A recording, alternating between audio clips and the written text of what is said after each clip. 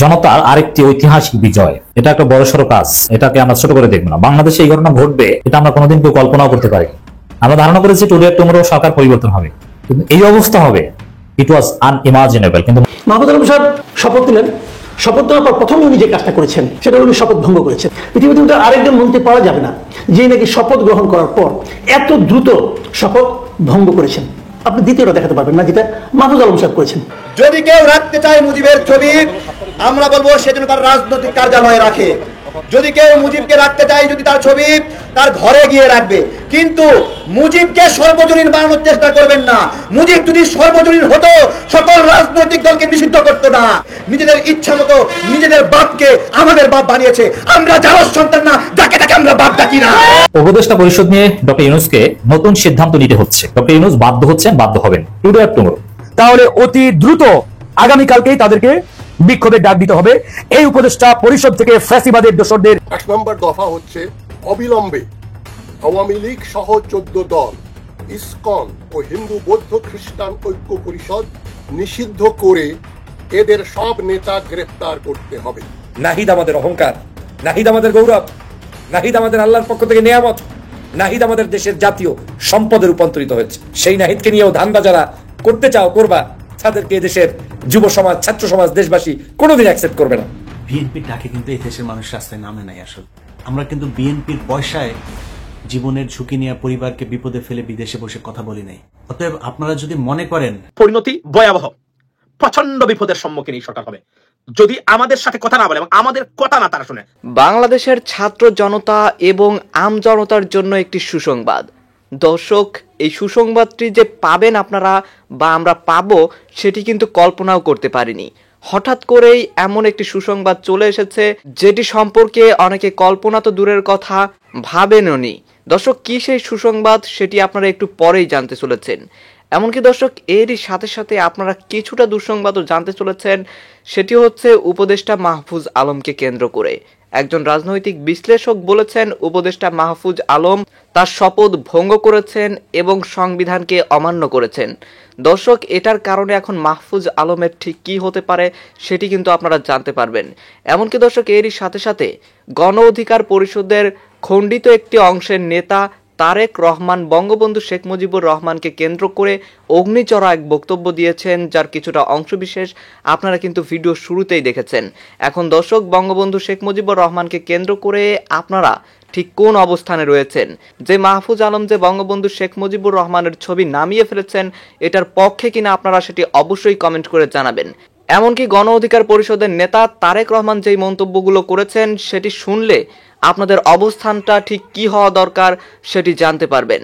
এমনকি দর্শক, আপনারা হয়তো ইতিমধ্যেই এই আলোচনা এবং সমালোচনাটি দেখেছে, যেখানে জগন্নাথ বিশ্ববিদ্যালয়ের শিক্ষার্থীরা উপদেষ্টা নাহিদকে কেন্দ্র করে নানান ধরনের বাজে মন্তব্য করেছেন। দর্শক, তারপরই ফেসবুক ছেয়ে গেছে উই আর নাহিদ হ্যাশট্যাগে। দর্শক, অন্তরালে কি ঘটছে? উই আর নাহিদ হ্যাশট্যাগের রহস্য কি? আপনারা যারা এখনো এই বিষয়টা জানেন না তারা অবশ্যই আজকের নিউজটি সম্পূর্ণ মনোযোগ সহকারে দেখবেন।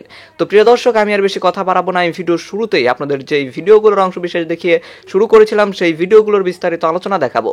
তবে তার আগে বলি, যারা এখনো চ্যানেলটি সাবস্ক্রাইব করেননি সকলে চ্যানেলটি সাবস্ক্রাইব করে পাশে থাকা বেল আইকনটি বাজিয়ে দিবেন। আর যারা ইতিমধ্যেই সাবস্ক্রাইব করে রেখেছেন তাদের সকলকে অসংখ্য ধন্যবাদ। তো চলুন একটি লাইক দিয়ে আমরা ধারাবাহিকভাবে সবগুলো ভিডিওর বিস্তারিত আলোচনা দেখে আসি। মুজিব যেহেতু ফ্যাসিবাদের খাতায় নাম লিখিয়েছে বাকশালের মাধ্যমে, এবং দ্বিতীয় স্তরে শেখ হাসিনা যেহেতু 15 বছর ধরে মুজিবকে সামনে সামনে রেখে রেখে আমাদেরকে নিপীড়ন করেছে, ভোটাধিকার বঞ্চিত করেছে, আমাদের কথা এই মুজিবকে নিয়ে কোনো রাজনৈতিক ব্যবসা বাংলাদেশে আর হবে না, হবে না। যদি কেউ রাখতে চায় মুজিবের ছবি, আমরা বলবো সেজন্য তার রাজনৈতিক কার্যালয়ে রাখে। যদি কেউ মুজিবকে রাখতে চায়, যদি তার ছবি তার ঘরে গিয়ে রাখবে, কিন্তু মুজিবকে সর্বজনীন বানানোর চেষ্টা করবেন না। মুজিব যদি সর্বজনীন হতো সকল রাজনৈতিক দলকে নিষিদ্ধ করতো না। মুজিব যদি সর্বজনীন হতো 30,000 মানুষকে হত্যা করতো না। মুজিব কখনোই সর্বজনীন ছিল না। মুজিবকে যারা পিতা বানিয়েছে কলমের খোঁচায় জনগণের ম্যান্ডেট না নিয়ে, গণশুনানি না নিয়ে, নিজেদের ইচ্ছা মতো নিজেদের বাপকে আমাদের বাপ বানিয়েছে, আমরা যার সন্তান না, যাকে তাকে আমরা বাপ ডাকি না। মাহমুদ আলম সাহেব শপথ নিলেন, শপথ নেওয়ার পর প্রথম উনি যে কাজটা করেছেন সেটা উনি শপথ ভঙ্গ করেছেন। এবং আমার বিবেচনা পৃথিবীতে আরেকজন ক্যাবিনেটের মেম্বার দেখা যাবে না। আমি উপদেষ্টাকে মন্ত্রী পদমর্যাদায় ধরি, পৃথিবীতে আরেকজন মন্ত্রী পাওয়া যাবে না যিনি নাকি শপথ গ্রহণ করার পর এত দ্রুত শপথ ভঙ্গ করেছেন। আপনি দ্বিতীয়টা দেখাতে পারবেন না যেটা মাহফুজ আলম সাহেব করেছেন। কিভাবে সেটা আমি বলি। উনি প্রথম যে কাজটা করেছেন, উনি শপথ নেওয়ার সময় কি কি বলেছেন বলেন তো? আপনাদের কি খেয়াল আছে? একটা বাক্য মাঝখান থেকে আমি পড়ে শোনাই। সেটা কি বলেছে? আমি সংবিধানের রক্ষণ, সমর্থন ও নিরাপত্তা বিধান করিবে। মানে উনি নিজেই সংবিধানকে রক্ষণ করবে, রক্ষণাবেক্ষণ করবে, সমুন্নত রাখবেন। এই সংবিধানের প্রত্যেকটা শব্দকে উনি সমর্থন করবে এবং এই নিরাপত্তা বিধান করবে। উনি কি সংবিধানকে রক্ষণ করেছেন? উনি কি সংবিধানকে সমর্থন করেছেন? উনি প্রথম যে কাজটা করেছেন ওখান থেকে ওকে শপথ নেওয়ার পরে, সেটা হলো দরবার হলে বঙ্গবন্ধুর যে ছবিটা আছে সেই ছবিটাকে নামিয়েছেন এবং বঙ্গবন্ধুর ছবি ওখানে থাকবে। এটা কিন্তু আমাদের সংবিধানের একটা পার্ট। অথচ যখন উনি শপথ নেন তখন কিন্তু ওনার মাথার উপর সেই ছবিটা ছিল। মানে সংবিধানের আলোকেরই শপথ নিয়েছেন, নিয়ে প্রথম কাজ যেটা করেছেন ওনার শপথ ভঙ্গ করেছেন, মানে সংবিধান লঙ্ঘন করেছেন উনি। সবার আগে শুরু করেছেন বিএনপির মহাসচিব মির্জা ফখরুল ইসলাম আলমগীর। তিনি বললেন তার হৃদয়ে রক্তক্ষরণ হয়েছে শেখ মুজিবের এই ছবি দেখা নিয়ে। তারপর আমার একসময় খুব প্রিয় একজন আপা ছিলেন রুমিন ফারানা। এই প্রিয় আপা তিনি বললেন যে ছাত্রলীগকে নিষিদ্ধ করার এই সরকারকে। এরপরে এসে 2 দিন আগে রুহুল কবির রিজভী বলে ফেললেন শেখ মুজিবের এই ছবি এখান থেকে সরানো হোক, এটা আমরা চাই না। এগুলোর পেছনে কি কারণ সেটা বাংলাদেশের মানুষ পরে জানবে বা পরে জানানো হবে।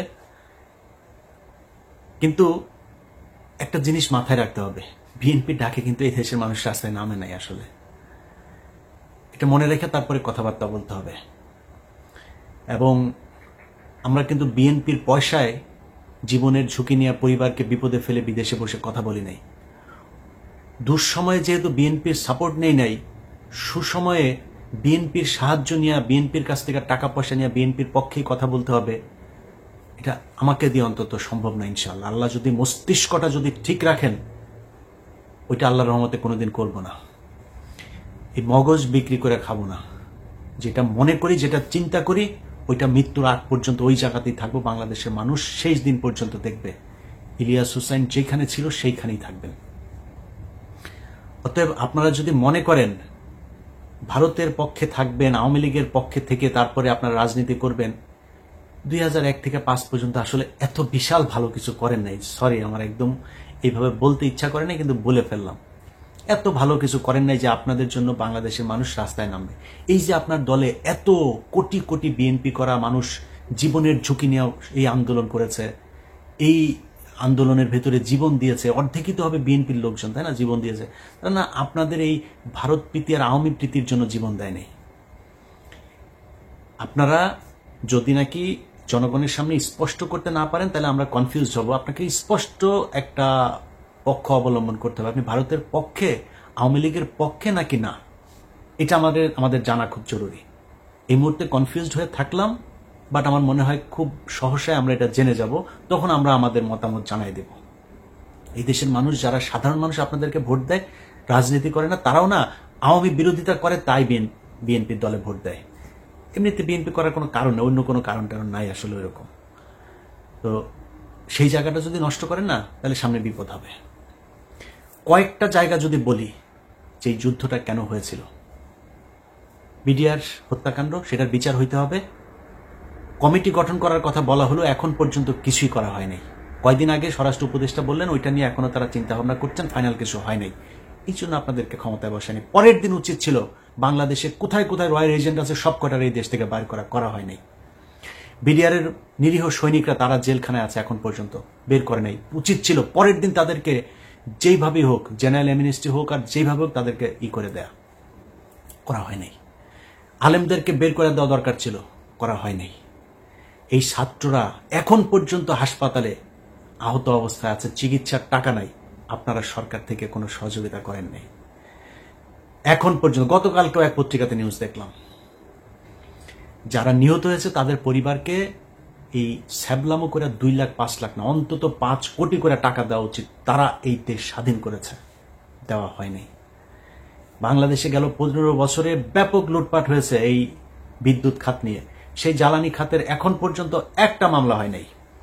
আপনি দরবেশ বাবা সালমান এফ রহমানের বিরুদ্ধে মামলা হচ্ছে নীলক্ষেতে, সে এক ব্যবসায়ীকে পিটিয়ে মেরেছে, আরে ভাই, এই মামলায় তো সে তার কিছু হবে না, কারণ ওই কাজ তো সে করে নাই। সে যেটা করেছে সেটা দিয়ে 500 বছর তাকে জেলখানে আটকে রাখা সম্ভব, 500 বার তার ফাঁসি হইতে পারে। তার সে হত্যা করেছে এই দেশে মানুষ। কাকে করেছে জানেন? এই যে শেয়ার বাজার আছে না, এই শেয়ার বাজারে ক্ষতিগ্রস্ত হয়ে সুইসাইড করেছিল কয়েকজন মানুষ, মনে আছে? তাদের হত্যা মামলা হইতে হবে এর বিরুদ্ধে। যেই পরিবারগুলো শেয়ার মার্কেটে ক্ষতিগ্রস্ত হয়েছে তাদের টাকা ফেরত দিতে হবে। তার সব প্রপার্টি বিক্রি করে নিলামে তুলে তারপরে সেই পরিবারগুলোর কাছে টাকা ফেরত দিতে, যেই ব্যাংকের টাকা আত্মসাৎ করেছে সেই ব্যাংকের টাকা ফেরত দিতে হবে। হচ্ছে কিছুই হচ্ছে না। শুনেছেন এখন পর্যন্ত? এই যে বিদ্যুৎ খাতের মিটার আপনার ডিজিটালাইজেশনের মাধ্যমে, প্রিপেড মিটারের মাধ্যমে যে কয় ইউনিট খরচ হচ্ছে কোনো কিছু জানা নাই, যা মন চাচ্ছে কাটে নিচ্ছে। সে মিটারের ব্যাপারে কোনো ব্যাপার হয়েছে এখন পর্যন্ত? কিছু করা হয়েছে? করা হয়নি। প্রবাসী লাউঞ্জ তৈরি করছে। আরে ভাই, পাছার চামড়া লাল হয়ে যায় বাইরে কাজ করতে করতে। 10 বছর 15 বছর বউ পোলাপান থুয়া মধ্যপ্রাচ্যে মানুষ বিদেশ খাটে, তার 5 মিনিট এয়ারপোর্টে যায় না, তার বসতে ইচ্ছা করে না। কখন সে পরিবারের কাছে যাবে তার ওই চিন্তা। আপনি এই বালের ভিআইপি লাউঞ্জ টাউন্স, প্রবাসী লাউঞ্জ টাউন্স করে তো লাভ নাই। তাদের জন্য দরকার ছিল 5 লাখ টাকা লাগে সৌদিতে যাইতে, ইন্ডিয়া থেকে যেতে লাগে 70,000। আমার দেশ থেকে কেন 70,000 টাকা একজন মানুষ সৌদিতে যেতে পারবে না? এইটা তার দরকার। একজন মানুষ বিদেশ যেতে চায়, তার পাসপোর্ট করতে কি কি সমস্যা হয় সেই সমস্যার সমাধান করেন। তার বিদেশ যেতে লোন দরকার, যেটা শ্রীলঙ্কা, নেপাল এইসব দেশগুলো করে, তার লোনের ব্যবস্থা করেন, বিদেশ পাঠানোর ব্যবস্থা করেন। মানুষ কাজ করে আপনাকে টাকা দিবে। 2জন মানুষ আছে, একজন নাহিদ, একজন আসিফ। এই 2জনকে উপদেষ্টা বানানো হয়েছে। আরেকজন মাহফুজ আলম ছিল প্রধান উপদেষ্টার বিশেষ সহকারী, তাকে এনে উপদেষ্টা বানানো হয়েছে। আপনার মনে হয় এটা তার জন্য প্রমোশন?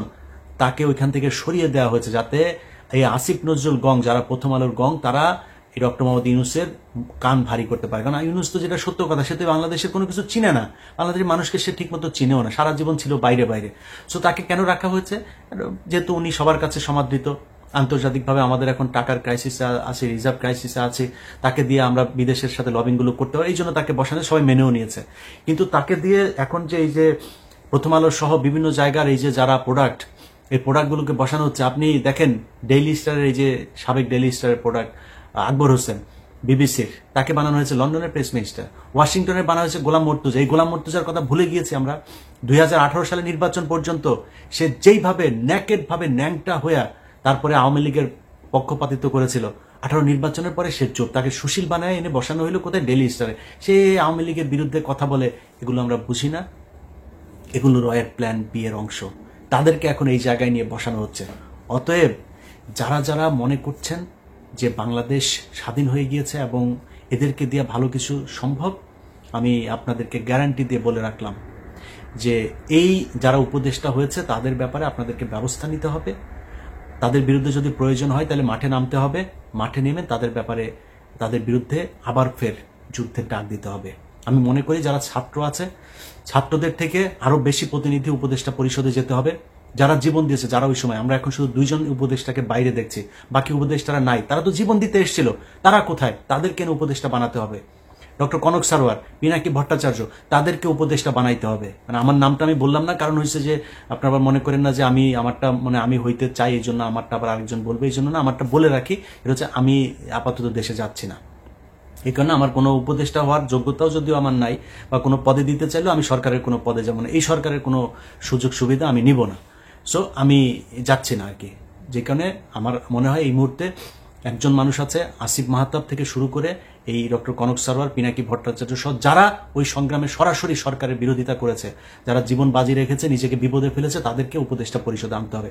আর এই বুইরা খাটাসের বাচ্চাগুলো যেগুলো আছে এখন উপদেষ্টা, এদের মধ্যে কেউ কেউ যদি জ্ঞানী থাকে বা আমলা টামলা তো কিছু লাগবে, ওদেরকে পরামর্শক হিসাবে রাখা যাইতে পারে। এর বাইরে জায়গা ছেড়ে দিতে হবে যুবকদের সামনে। আপনারা জানেন এই নাহিদ ইসলামকে ষড়যন্ত্রের বিরাজলে ফালানোর জন্য কিছু কিছু ব্যক্তিরাও পর্যন্ত না বুঝে পর্যন্ত তার বিরুদ্ধে বিভিন্ন ধরনের কুৎসা মিছিল, তারপরে তার সকল কর্মকাণ্ডকে ছোট করে দেখতে চায়, যেটার আমি তীব্র নিন্দা জানাই। আপনারা জানেন যে বাংলাদেশের এই কঠিন সময় হাসিনার কাছ থেকে বিদায় হওয়ার জন্য যে 1 দফা ঘোষণা করেছিল, এই 1 দফা কিন্তু আপনার চারটিখানি কোনো বিষয় নয়। এই 1 দফা চাইলেই যে কারো মুখ থেকে বের হয় না।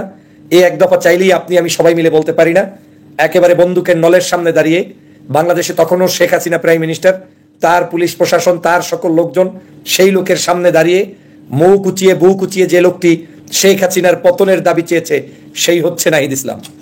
এই নাহিদ ইসলাম হচ্ছে যে যার পাছা লাল হয়েছে, যে সম্পূর্ণভাবে এই ডিবির হারুনরা তাকে গুম করে তারপরে মেরে মেরে মেরে মেরে রাস্তায় ফেলে রেখেছিল। আপনার একটা বিজয় কখনোই সামান্য কোনো জায়গা থেকে বললেই হয়ে যায় না। বহু মানুষের ত্যাগ, বহু মানুষের ভালোবাসা, বহু মানুষের আন্তরিকতার ফসল হচ্ছে আজকের এই বাংলাদেশের বর্তমান সময়ের বিজয়। আপনারা জানেন এই নাহিদ সর্বপ্রথম এই যে কয়েকদিন আগে বাংলাদেশে যখন বিভিন্ন দিবসগুলোকে বন্ধ করেছে, তখন এই নাহিদ অকপটে বলেছে যে বাংলাদেশে এই পারিবারিক দিবস পালন করার কোনো সুযোগ নেই, দেওয়া হবে না, করা যাবে না। শুধুমাত্র শেখ পরিবারের পক্ষ থেকেই 8টা দিবসের মধ্যে 5টাই হচ্ছে তাদের। একটা তার সন্তান শেখ রাসেল, শেখ কামাল, ফজিলাতুন্নেসা, শেখ মুজিব, এইরকম করে করে তারা 5টা জাতীয় দিবসকে শুধুমাত্র পরিবারের দিবস হিসাবে ঘোষণা করেছে। সেই নাহিদ সর্বপ্রথম সেই পরিবার বিরুদ্ধে তাদের সেই সকল দিবসকে বন্ধ করে সাংবাদিকদের সামনে অকপটে কথা বলেছে। এই হচ্ছে সেই নাহিদ, যেই নাহিদ আজকের এই যে শেখ মুজিবুর রহমান সাহেবের ছবি থাকবে থাকবে না, কি হবে হবে না, এবং বাংলাদেশের যে তিনি জাতির পিতা তাকে মানেন না, সেটা নিয়ে স্ট্রেট ফরওয়ার্ড বক্তব্য দিয়েছেন। কোন জাতীয় অনেক বড় বড় নেতাদের কাছ থেকেও আমরা এরকম বক্তব্য কিন্তু পাইনি। অতএব এই সকল মানুষদেরকে চিনতে হয়, জানতে হয়, এই সকল মানুষদেরকে শ্রদ্ধা করতে হয়, সম্মান করতে হয়, এই সকল মানুষদেরকে আগলে রাখতে হয়, আদর করতে হয়, ভালোবাসতে হয়। নাহিদ যদি সারা জীবনও ঘুমিয়ে থাকে, শুধু একটা ইস্যুতে নাহিদ যে আমার বাংলার জনগণকে উপকার করেছে, সেই ইস্যুতেই তার জন্য আর কোনোদিন কোনো বিষয় তার কাছ থেকে প্রাপ্তির আমাদের কিছু নাই।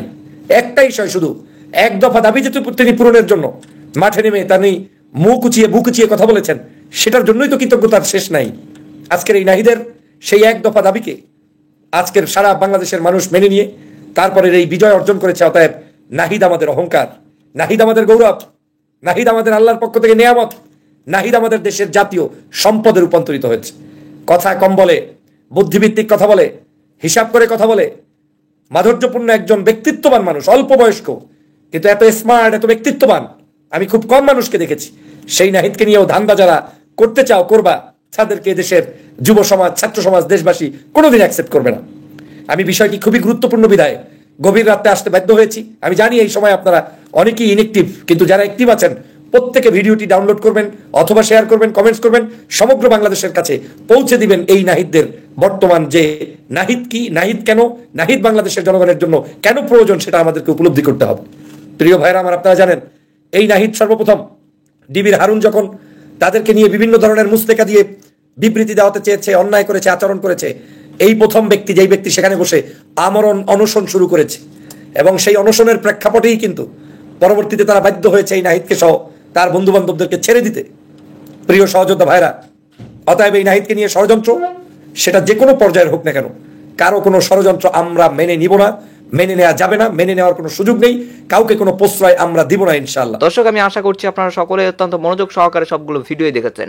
এমনকি দর্শক, যদি এই ভিডিওগুলো সম্পর্কে আপনাদের কোনো মতামত থেকে থাকে তাহলে তো অবশ্যই জানাবেন। দর্শক, সবশেষে জানাবেন আপনি ঠিক কোন জায়গা থেকে আজকের এই নিউজটি দেখেছেন। ভিডিওটি শেষ করছি এখানেই, ফিরছি পরবর্তী নিউজে নতুন কোনো টপিকে। আল্লাহ হাফিজ।